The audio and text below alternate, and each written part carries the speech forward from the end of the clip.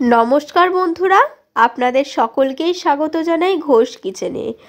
আজ আমি আপনাদের কাছে নিয়ে হাজির হয়েছি শীতের স্পেশাল পনিরের একটি রেসিপি নিয়ে, পালং পনিরের রেসিপি। আশা করি আজকের আমার এই রেসিপিটি খুব ভালো লাগবে। আর ভিডিওটি ভালো লাগলে অবশ্যই লাইক, শেয়ার অ্যান্ড সাবস্ক্রাইব করার অনুরোধ রইল। তো আমি এই রেসিপিটা খুব সহজ আর ঘরোয়া পদ্ধতিতে বানানোর চেষ্টা করেছি, তো ভিডিওটা স্কিপ না করে দেখতে থাকুন। এই রেসিপির জন্য আমি এখানে নিয়ে নিয়েছি 250 গ্রাম মতো পনিরটাকে আমি প্রথমে কেটে নিচ্ছি। আর এই রেসিপির জন্য পনিরটা খুব বেশি বড়ও কাটবো না, খুব বেশি ছোটও কাটবো না, আমি চৌকো চৌকো সাইজ করে ছোট ছোট করে কেটে নিচ্ছি। তারপর এটা জলের মধ্যে দিয়ে দিলাম। আর এই রেসিপির জন্য কি কি মশলা আমি নিয়েছি দেখে নিন। এখানে নিয়েছি একটা বড় সাইজের পেঁয়াজ, একটা বড় সাইজের টমেটো, 3টে কাঁচা লঙ্কা, আর নিয়েছি আদা আর রসুন কুচি। লঙ্কার পরিমাণ আপনারা নিজেদের ইচ্ছা মতো বাড়াতে বা কমাতেও পারেন।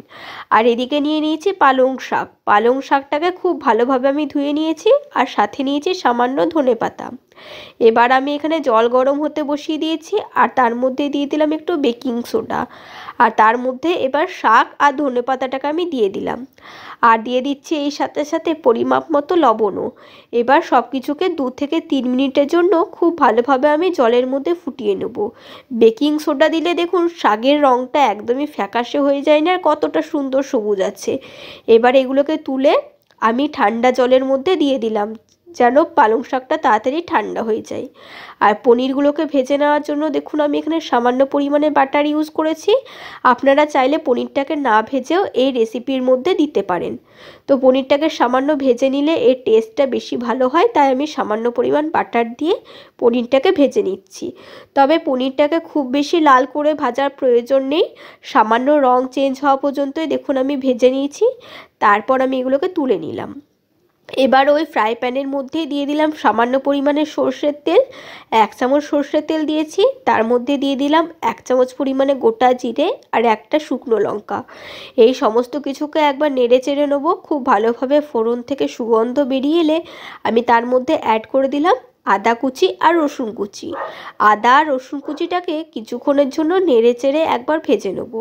তারপর আমি এর মধ্যে দিয়ে দিলাম পেঁয়াজ, টমেটো আর কাঁচা লঙ্কা। এগুলোকে আমি একটু বড় বড় করেই কেটেছি, যেহেতু এটা ভাজার পর পেস্ট করব। তো তাই এগুলোকে খুব ভালোভাবে দেখুন আমি ভেজে নিয়েছি, একদম সফট হয়ে গেছে। এবার এগুলোকে তুলে নিচ্ছি। এগুলো ঠান্ডা হয়ে গেলে আমি এটা একটা পেস্ট বানিয়ে নেবো। আর এই সাইডে দেখুন পালং শাকটাও আমি ভিজিয়ে রেখেছিলাম জলে, ঠান্ডা হয়ে গেছে খুব ভালোভাবে। তারপর আমি হাতের সাহায্যে প্রেস করে খুব ভালোভাবে জলটাকে ঝরিয়ে নিচ্ছি যতটা পারছি।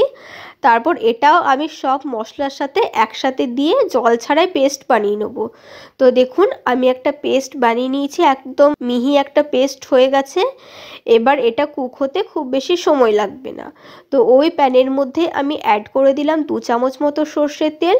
তার মধ্যে দিয়ে দিলাম সামান্য পরিমাণে হলুদ গুঁড়ো আর কাশ্মীরি লঙ্কার গুঁড়ো।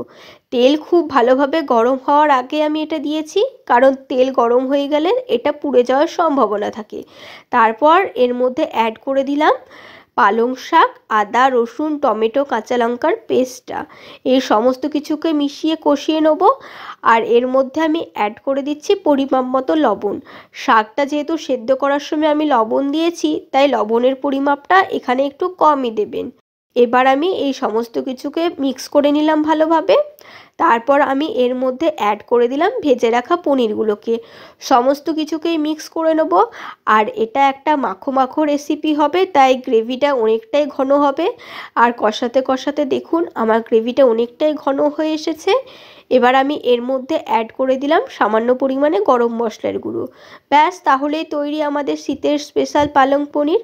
সমস্ত কিছুকে একবার মিশিয়ে নেড়ে চেড়ে নিলাম। তারপর এটা গরম গরম সার্ভ করুন। এই রেসিপিটা খুব সহজেই সামান্য কিছু ঘরোয়া উপকরণ দিয়ে হয়ে যায়। দেখুন দেখতে কতটা লোভনীয় হয়েছে। দেখতে যতটা লোভনীয়, খেতে ঠিক ততটাই সুস্বাদু। আপনারা অবশ্যই একবার এইভাবে এটাকে বানিয়ে দেখবেন। এর ডেকোরেশনটা আরও একটু সুন্দর করার জন্য আমি ওপর থেকে দিয়ে দিলাম গ্রেট করা পনির। তো দেখুন কতটা সুন্দর লাগছে, দেখেই মনে হচ্ছে খেয়ে নিই। তো আপনারা অবশ্যই একবার আমার মতো এইভাবে পরপর স্টেপ ফলো করে পালং পনিরের রেসিপিটা বানিয়ে দেখবেন। বাড়ির সবাই আঙুল চেটে পুটে খাবে। আশা করি আজকের আমার এই রেসিপিটি আপনাদের সকলেরই খুব ভালো লেগেছে। আমি এই রেসিপিটি খুব সহজভাবেই বানিয়ে দেখানোর চেষ্টা করেছি। ভিডিওটি ভালো লাগলে অবশ্যই লাইক করবেন আর পরিচিতদের মধ্যে শেয়ার করতে ভুলবেন না। আপনাদের মতামত কমেন্ট বক্সে জানাবেন। আর যারা এখনও পর্যন্ত চ্যানেলটি সাবস্ক্রাইব করেননি অবশ্যই চ্যানেলটি সাবস্ক্রাইব করে পাশে থাকা বেল বাটনটি প্রেস করে দেবেন নিত্য নতুন রেসিপির আপডেট পাওয়ার জন্য। আজকে এই পর্যন্তই, দেখা হচ্ছে নেক্সট এপিসোডে নতুন কোনো রেসিপি নিয়ে। ভালো থাকবেন, সুস্থ থাকবেন, ধন্যবাদ।